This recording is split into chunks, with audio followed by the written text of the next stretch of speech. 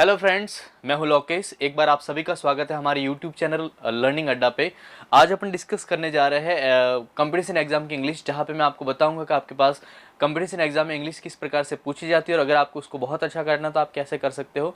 Let me start. चलिए देखते हैं। सबसे पहले डिस्कस करेंगे आपके पास इंग्लिश एक्चुअल में है क्या। यहाँ पे लिखा है कंपटीशन एग्जाम के लिए जो इंग्लिश है उसको मैंने जो डिवाइड कर रखा है 3 डिफरेंट पोर्शन में डिवाइड कर रखा है। First one is reading skill, second one is vocab and next one will be grammar.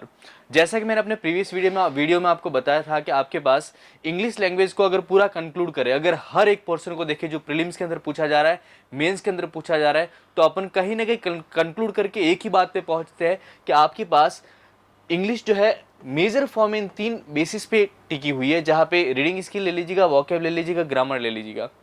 अब यहाँ पे नेक्स्ट क्वेश्चन आता है कि जब ये तीनों चीजें आपके पास है तो इस तीनों चीजों को यूज करते हुए कैसे आप अपने इंग्लिश को बहुत अच्छा कर सकते हैं, ये अपन डिस्कस करेंगे। तो देखिएगा किस तरीके से अपन इसको थोड़ा सा आगे चलाते हैं। सबसे पहला जो पोर्शन आता है आपके पास वो रहेगा रीडिंग स्किल। अब पहले अपन ये समझते हैं कि रीडिंग स्किल एक्चुअल में है क्या। देखिएगा मैंने यहाँ पे रीडिंग और रीडिंग के ठीक बाद में स्किल लगाया है। स्किल का मीनिंग हो जाएगा किसी भी चीज में बहुत अच्छा होना, कला या कौशल, ठीक है ना। अब जैसे पढ़ना भी एक कला है और इंग्लिश पढ़ना तो वाकई एक बहुत बड़ी कला है। कैसे, लेट मी क्लियर। जैसे सपोज आप किसी भी चीज को पढ़ने जा रहे हो और पढ़ते टाइम आपके पास ये एक पैराग्राफ दे रखा है। अब पैराग्राफ जब मैं पढ़ता हूं तो मेरे साथ जो प्रॉब्लम आती है वो हमेशा ये आती है कि सपोज ये जो कोई भी पैराग्राफ मेरे पास दे रखा है, सपोज इसमें मुझे इसका मीनिंग नहीं आता, इसका नहीं आता, इसका नहीं आता, इसका नहीं आता, ऐसे बहुत सारे वर्ड हो सकते हैं जिसका मतलब आपको नहीं आता। और एट द सेम टाइम आपके पास ऐसा कोई ऑप्शन डिक्शनरी का नहीं होगा कि सर मैं यहाँ पे इसका मीनिंग देख के पता कर लूँ कि इस पर्टिकुलर वर्ड का मीनिंग क्या होगा। तो ऐसे केस में आप क्या करोगे, ऐसे केस में आप रीडिंग कॉम्प्रिहेंशन एबिलिटी अप्लाई करोगे, जहां पे वर्ड का मीनिंग जो भी होगा सेंटेंस को देख के आप क्या करोगे, इस पर्टिकुलर वर्ड का मीनिंग निकालने की कोशिश करोगे। इसी को बोलते हैं कॉम्प्रिहेंशन एबिलिटी। और ये बढ़ेगी कैसे, ये बढ़ेगी उस तरीके से जितना आप पढ़ोगे उतना आपको गेन होगा, जितना आप इंग्लिश में पढ़ोगे उतना आपको पता चलेगा कि अच्छा ये सब चीजें जो मेरी बढ़ेगी वो इसी बेसिस पे बढ़ेगी। अब इन सब चीजों को बढ़ाने के लिए अपन यूज किसका कर सकते हैं, कौन से रिसोर्सेज अपन यूज कर सकते हैं, एक बार मैं आपको बताऊंगा। सबसे पहले चलते हैं। पहला जो ऑप्शन आपके पास रहेगा वो रहेगा newspaper editorial. Yes, if you want to read, yes आप एडिटोरियल पढ़ सकते हो, जिससे आपको बहुत अच्छी हेल्प मिलती है रीडिंग स्किल को बहुत अच्छा करने में, ठीक है। अब एडिटोरियल में भी बहुत सारी प्रॉब्लम्स स्टूडेंट फेस करता है, जहाँ पे सबसे पहली प्रॉब्लम एडिटोरियल जो लगता है वो थोड़ा सा बोरिंग होता है। देखिए बोरिंग पोर्शन भले ही हो, लेकिन एग्जाम के पॉइंट ऑफ व्यू से अगर इंपॉर्टेंट है तो yes you should you must read, आपको पढ़ना ही होगा और कोई ऑप्शन आई डोंट थिंक है। हाँ, एक चीज आपके पास हो सकती है कि सपोज आप बिगनर लेवल पे हो, बिल्कुल इनिशियल लेवल पे अगर आप तैयारी कर रहे हो, if you are preparing for from initial level, then इसमें एक चीज हो सकती है कि आजकल मार्केट में ऐसी बहुत सारी एप्लीकेशंस अवेलेबल है, जहां पे सपोज शुरुआती दौर में अगर आप पढ़ रहे हो और किसी भी वर्ड का मीनिंग नहीं आता तो बाय डिफॉल्ट उसमें डिक्शनरी का एक ऑप्शन होता है, जहां पे आप इस पे क्लिक करोगे, इसका हिंदी मतलब नीचे लिखा हुआ आएगा। बस आपको करना नहीं है, 10-15 दिनों तक अगर आप इस एडिटोरियल को नॉर्मल वे में इस तरीके से पढ़ रहे हो तो बाद में आपका रीडिंग स्किल खुद ब खुद अच्छा हो जाएगा और सेंटेंस को देख के आप वर्ड का मीनिंग निकालने लग जाओगे। हो सकता है पहली बार आप 10% सही हो, धीरे धीरे 20%, 30% ऐसे बढ़ते जाओगे और एक टाइम आपका ऐसा आएगा जहां पे आपका रीडिंग स्किल 100%, आपकी कॉम्प्रिहेंशन एबिलिटी, एक सही वर्ड सही आंसर तक आप पहुंचोगे जिसका मीनिंग वही होगा, ठीक है। तो ये आपके पास रहेगा रीडिंग स्किल। नेक्स्ट ऑप्शन जो आपके पास रह सकता है that will be watching English news channel. Yes, अगर आप रेगुलर न्यूज चैनल देखते हैं तो नो डाउट आपकी इंग्लिश बहुत अच्छी हो सकती है, जिसमें भले आप स्पोकन के पॉइंट ऑफ व्यू से ले लीजिए या फिर आप कंपटीशन एग्जाम के पॉइंट ऑफ व्यू से ले लीजिएगा, दोनों वे में आपकी हेल्प जरूर होगी। इसके बाद में चलते इंटरेस्टिंग नॉवेल्स। यस, कुछ स्टूडेंट से डिस्कस करने के बाद ये भी पता चल रहा है कि अगर आप नॉवेल पढ़ते हो तो यस ये भी आपका रीडिंग स्किल को बहुत अच्छा कर सकता है। अब यहाँ पे क्वेश्चन अगेन बनता है कि सर नॉवेल को पढ़े कैसे। नॉवेल जब भी आपको पढ़ना है, ठीक है, जहां तक मुझे लगता है नॉवेल को आपको स्लीपिंग पिल की तरह पढ़ना चाहिए। रात को जब आप सोने जाते हो 1-2 पेज रोज के पढ़ लीजिएगा, कोई फर्क नहीं पड़ रहा, आपकी वॉकैब बहुत अच्छी हो जाएगी और साथ ही साथ आपका रीडिंग स्किल भी अच्छा हो जाएगा। डिपेंड करता है कि जो नॉवेल आप पढ़ रहे हो उसमें आपका इंटरेस्ट होना चाहिए, क्योंकि जब इंटरेस्ट होगा तभी आप उसको पढ़ोगे। आगे चलते हैं। नेक्स्ट आपके पास रहेगा इंग्लिश वेब सीरीज। देखिए मैं कंपटीशन एग्जाम में इस चीज को आपको नहीं कहूंगा कि इसको करना चाहिए, क्योंकि आपका टाइम टेकिंग है, लेकिन हाँ हेल्प अगर करता है तो यस, इसमें कहीं कोई बुराई नहीं है कि आप इसको देखो। इंग्लिश वेब सीरीज अगर आप सबटाइटल के साथ देखते हो तब भी आपको बहुत अच्छी हेल्प मिलेगी आपकी इंग्लिश रीडिंग स्किल को इम्प्रूव करने के लिए। चलते हैं थोड़ा सा और आगे। अब देखिए पहला पोर्शन अपने पास रीडिंग स्किल है, ठीक बाद का पोर्शन अपन डिस्कस करेंगे वोकैबुलरी। यस, ये बहुत इंपॉर्टेंट पोर्शन है आपके एग्जाम के पॉइंट ऑफ व्यू से। ध्यान रखिएगा अगर आप बैंक और एसएससी के लिए प्रिपेयर कर रहे हो तो जहां तक मेरा मानना है ग्रामर इसमें ठीक ठाक रोल प्ले करता है। मेजर जो रोल प्ले करता है वो आपके पास करता है रीडिंग स्किल और वोकैब। रीडिंग स्किल मैं आपको बता चुका हूँ, वोकैब कैसे करना है देखते हैं वोकैब कैसे हो सकता है। अब यहाँ पे मैंने सबसे पहला एक क्वेश्चन आपके लिए रखा है कि very important portion for competition exam but how to learn for long time. Yes, ये बहुत इंपॉर्टेंट टॉपिक है जरूर, लेकिन इसको अच्छे टाइम तक याद कैसे रखें, this is the main thing. अच्छा, एक चीज और देख लीजिएगा कि जब कभी भी आप वर्ड्स को याद करने की कोशिश करोगे तो वर्ड्स के साथ एक प्रॉब्लम हमेशा रहेगी कि जब तक वो डेली रूटीन में यूज ना है तब तक वो आपको अच्छे टाइम तक याद नहीं रह सकते। अब यहाँ पे क्वेश्चन आता है कि सर मेरे तो डेली रूटीन में यूज नहीं भी आते हैं और मुझे उनको याद भी रखना है, तो कैसे रख सकते हैं? देखिएगा 3 डिफरेंट पोर्शन मैंने आपके सामने रखे हैं। The first one is mnemonic code या फिर कीवर्ड कॉन्सेप्ट। अब यहाँ पे एक बात आती है कि ये कीवर्ड कॉन्सेप्ट एक्चुअल में है क्या।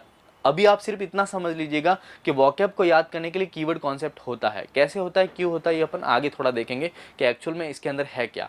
दूसरा जो पोर्शन रहेगा that will be root word. Root word आपके पास एसएससी वन वर्ड सब्स्टिट्यूशन में काफी काम लगता है। अगर मैं आपसे एक क्वेश्चन पूछूंगा ऐसा व्यक्ति जिसको नींद में चलने की आदत हो उसको इंग्लिश में क्या बोलते हैं, ठीक है, तो यहाँ पे आपको हेल्प कर सकता है रूट वर्ड मेथड। ऐसा व्यक्ति जिसको नींद में बोलने की आदत है उसको क्या बोलते हैं? ऐसा व्यक्ति जिसने 3 से 4 शादियां कर रखी है उसको क्या बोलते हैं? ऐसा व्यक्ति जिसने नई नई शादी कर रखी है उसको क्या बोलते हैं? तो ये सब कॉन्सेप्ट आपके पास यहाँ से क्लियर हो गए। अगर आपको किसी भी वर्ड का रूट पता है तो यस डेफिनेटली आप बहुत अच्छे से अपने वन वर्ड सब्स्टिट्यूशन के पोर्शन को अच्छा कर सकते हैं और हो सकता है आपके एंटोनिम सिनोनिम में भी ये काम लगे। इसके बाद में चलते हैं विजुअलाइज मेमोरी लिंक। अगेन ये भी बहुत मजेदार टॉपिक है। विजुअलाइज मेमोरी लिंक जो कॉन्सेप्ट है ये मैं आपको थोड़ा सा आगे बताऊंगा कि एक्चुअल में है क्या और इसको अपन कैसे कर सकते हैं। चलिए थोड़ा सा और आगे चलते हैं। पहला कॉन्सेप्ट मैं आपके सामने लेके आ रहा हूं दैट इज कीवर्ड कॉन्सेप्ट। अब कीवर्ड कॉन्सेप्ट आपके पास जो है ये काम कैसे करता है पहले मैं आपको ये बता देता हूं। सपोज आपके पास कोई भी वर्ड दे रखा है, इस वर्ड का जो भी मतलब होता है आपको कुछ नहीं करना है, इस वर्ड से एक ऐसा कीवर्ड बना लेना है, ठीक है, जिसको एसोसिएट करते हो आप इसके मीनिंग के साथ इसको जोड़ सको, ठीक है, ये आपको थोड़ा सा देखना है। जैसे अब यहाँ पे एक स्टूडेंट मेरे से क्वेश्चन कर सकता है कि सर आप पहले ये कहते हैं कि चलो वर्ड को मीनिंग के साथ एसोसिएट याद करो। अब सर प्रॉब्लम तो मेरे साथ ये भी तो होगी कि पहले आप वर्ड का कीवर्ड याद करवाने के लिए कहोगे। वर्ड का कीवर्ड आपको याद करने की जरूरत नहीं क्योंकि कीवर्ड उस वर्ड के अंदर ही है, तो आप जब वर्ड को देखोगे वो कीवर्ड अपने आप उभर के बाहर आएगा, आपको कुछ करने की जरूरत नहीं है। देखिएगा कैसे, जैसे मैंने पहला एक वर्ड लिया है रेटिसेंट। रेटिसेंट वर्ड का एग्जैक्ट मीनिंग आपके पास हो जाएगा सीक्रेटिव या फिर टैसिटर्न। ऐसा व्यक्ति जो बहुत कम बोलता है उसको रेटिसेंट कहा जाता है। जहां तक मुझे आइडिया है ये एसएससी के एग्जाम में कई बार पूछा गया, 2018 के अंदर भी आई थिंक ये आया था। तो रेटिसेंट का एग्जैक्ट मीनिंग आपके पास सीक्रेटिव हो जाएगा या फिर टैसिटर्न कहा जा सकता है। अब यहाँ पे मैं आपके लिए क्वेश्चन बनता है, ऐसा व्यक्ति जो बहुत ज्यादा बोलता है उसको इंग्लिश में क्या बोलता है? आपको कमेंट करके बताना है। ऐसा व्यक्ति जो बहुत ज्यादा बोलता है, और प्लीज टॉकेटिव ना लिखे, आपको थोड़ा अच्छा वर्ड लिखना है जो एग्जाम के पॉइंट ऑफ व्यू से इंपॉर्टेंट हो। तो देखिएगा अब reticent is the word, meaning हो जाएगा आपके पास सीक्रेटिव। याद करने का तरीका देख लीजिएगा कैसे हो सकता है। रहती से अपने कर लिया रहती और सेंट से कर लिया शांत। अब कीवर्ड अपन ने बना लिया रहती शांत है, वो जो बहुत कम बोले उसको क्या कहा जा सकता है? रेटिसेंट कहा जा सकता है। तो ये मेरा पहला वर्ड था जिसको अपन ने डिस्कस किया कीवर्ड कॉन्सेप्ट से, कैसे आप अपने वर्ड को अच्छे टाइम तक याद रखोगे। चलेगा, ठीक इसी प्रकार के कुछ और एग्जाम्पल मैं आपके सामने रखता हूं जहां पे कैसे इन वर्ड्स को याद रखा जा सकता है। नेक्स्ट जो वर्ड्स आपके पास रहेगा मोर सच एग्जांपल्स विल बी।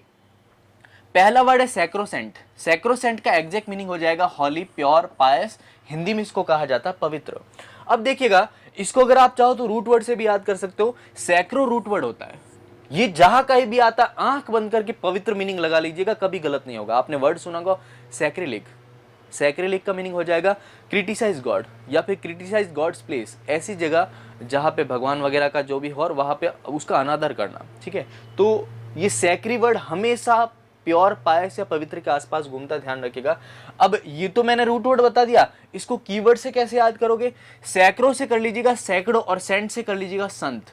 इंडिया के सैकड़ों संत ऐसे हैं जो बहुत ज्यादा पवित्र है, बहुत ज्यादा हॉली है, ठीक है ना। तो आप इस तरीके से याद कर सकते हो। वर्ड इज सैक्रोसेंट, ध्यान रखिएगा। कीवर्ड याद करने की जरूरत नहीं है, जब वर्ड को देखोगे कीवर्ड अपने आप दिमाग में आएगा, no need to learn anything. चलते आगे। सैंक्टिमोनियस मीनिंग हो जाएगा हाइपोक्रिटिकल या फिर सिस्टमैटिक। सैंक्टिमोनियस का मीनिंग हो जाएगा हाइपोक्रिटिकल, इसको हिंदी में कहा जाता है पाखंडी या फिर ढोंग करने वाला, तो अगेन देख लीजिएगा, सेंट से बना लीजिएगा संत और मुनि से बना लीजिएगा मुनि। कुछ संत मुनि ऐसे भी होते हैं जो खाली ढोंग करते हैं, खाली दिखावा करते हैं। द वर्ड इज सैंक्टिमोनियस, मीनिंग आपके पास हो जाएगा हाइपोक्रिटिकल। नेक्स्ट वर्ड आपके पास हो जाएगा स्टैगर। स्टैगर का मीनिंग हो जाएगा वॉक इन क्लमसी मैनर, लड़खड़ा के चलना, इसको कहा जाएगा स्टैगर।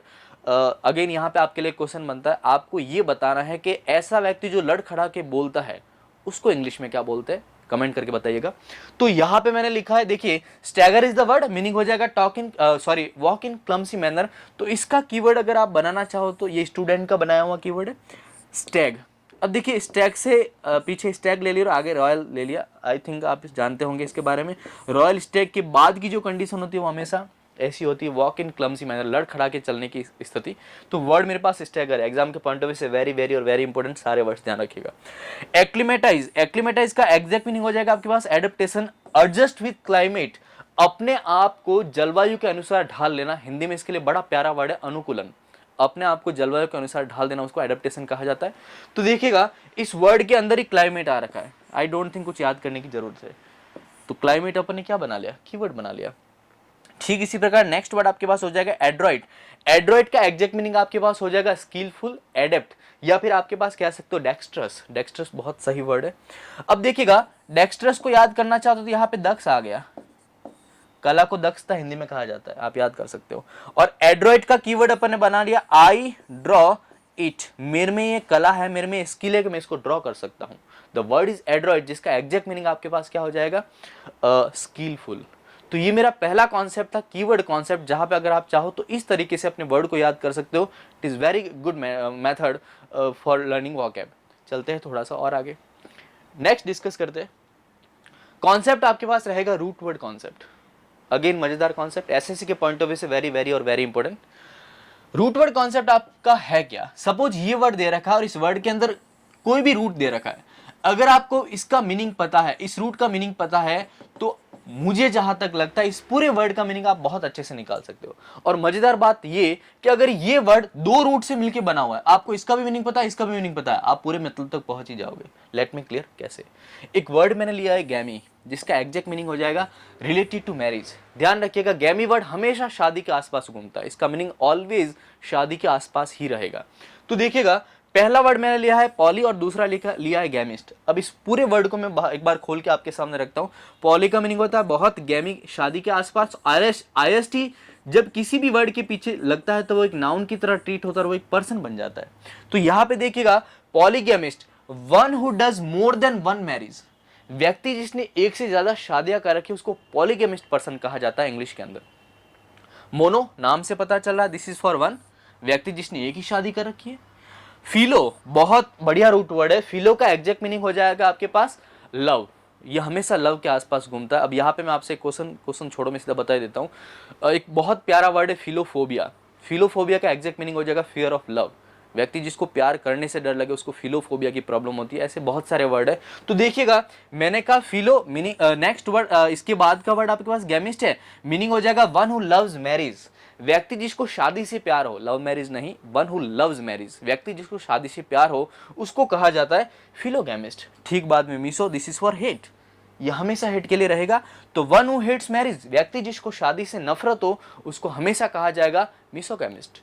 नेक्स्ट वर्ड आपके पास हो जाएगा neogamist. Neo root word, this is for new, ये न्यू के लिए होता है और इसका मीनिंग हो जाएगा newly married, just married, recently married. आगे चलते हैं। बाइगैमिस्ट, बाइगैमिस्ट वर्ड का एग्जैक्ट मीनिंग हो जाएगा one who marriage twice. Bi का मीनिंग ही दो होता है, ये काम वाली बाई नहीं है, ऐसा नहीं कि बाई से शादी करना, समझ लीजिएगा आप थोड़ा सा। बाइगैमिस्ट का एग्जैक्ट मीनिंग आपके पास हो जाएगा वन हु मैरिज ट्वाइस, व्यक्ति जिसने दो शादियां कर रखी उसको बाइगैमिस्ट कहा जाता है। तो ये मेरा दूसरा कॉन्सेप्ट था, that is root word method. Last concept देख लीजिएगा कौन सा हो सकता है। लास्ट कॉन्सेप्ट आपके पास हो जाएगा विजुअलाइज मेमोरी लिंक। पहले मैं आपको बता दूं विजुअलाइज मेमोरी लिंक एक्चुअल में है क्या। विजुअलाइज मेमोरी लिंक ठीक वैसे होते हैं जैसे नाना नानी या दादा दादी की कहानियां होती है। आपने अक्सर ही नोट किया होगा कि सपोज नानी जी अपने को कहानी सुना रही है और सुनाते टाइम जब जो भी चीज सुनाते हैं अपन अपने दिमाग में वो चीज एज्यूम करते हैं। आपने कई बार देखा अगर ये होता ही है, ये हर किसी के साथ होता है। सपोज मैं अगर आपसे कहूँ एक बार एक बहुत गरीब किसान था, तो जहां तक मुझे लगता है आप सभी के दिमाग में गरीब किसान आ गया होगा, जैसी इमेज आपने गरीब किसान की बना रखी होगी। एक बार एक बहुत अच्छा किंग था, आपके दिमाग में किंग आ गया होगा। बस ये ठीक वैसे ही काम करता है, विजुअलाइज करना किसी भी चीज को पिक्चराइज फॉर्मेट में। देखिएगा कैसे, जैसे मैंने आपके सामने रखा है, the first word is vanish, जिसका एग्जैक्ट मीनिंग आपके पास क्या हो जाएगा, डिसअपियर। अब यहाँ पे एक क्वेश्चन आता है कि सर इसको विजुअलाइज मेमोरी लिंक से याद कैसे करें। देखिएगा, अब यहाँ पे मैंने इसके लिए एक पिक्चर आपके सामने रखी है। वैनिश डिटर्जेंट पाउडर होता है, आपको पता होगा। ये क्या करता है, दाग धब्बे गायब करता है, तो इसका मीनिंग गायब। वैनिश डिटर्जेंट से अपन ने याद किया, this is visualize memory link. अपन ने एक वर्ड को वैनिश से विजुअलाइज किया है मेमोरी लिंक के साथ। ठीक इसी प्रकार दूसरा वर्ड है मोरोज, जिसका मीनिंग हो जाएगा सैड, दुखी होना, निराश होना, हताश होना। Morose is the word, meaning हो जाएगा सैड।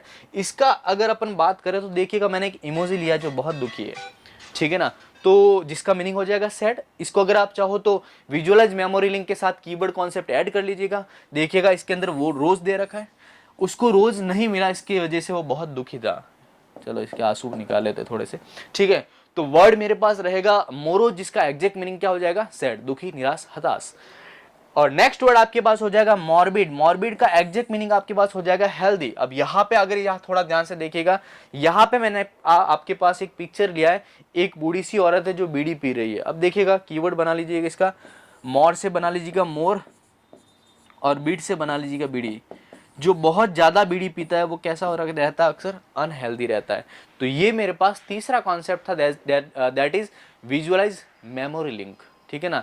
अगर आप चाहो तो इन 3 तरीकों से अपने वॉकैब को बहुत अच्छे टाइम तक याद रख सकते हो, और डेफिनेटली आपकी बहुत अच्छी हेल्प करेगा एग्जाम में। अगेन मैंने कहा था, वॉकैब जब तक डेली रूटीन में यूज नहीं आती तब तक आप इसको याद नहीं रख पाओगे, ठीक है। चलिएगा, तो ये था मेरा वॉकैब का वीडियो, जहाँ पे आपने देखा होगा किस तरीके से आप अपने वॉकैब को अच्छे टाइम तक याद रख सकते हो। Thank you for watching learning अड्डा। अगर आपको हमारे यूट्यूब चैनल पसंद आया हो, हमारा वीडियो पसंद आया, तो please like, share and subscribe कीजिएगा। Thank you very much.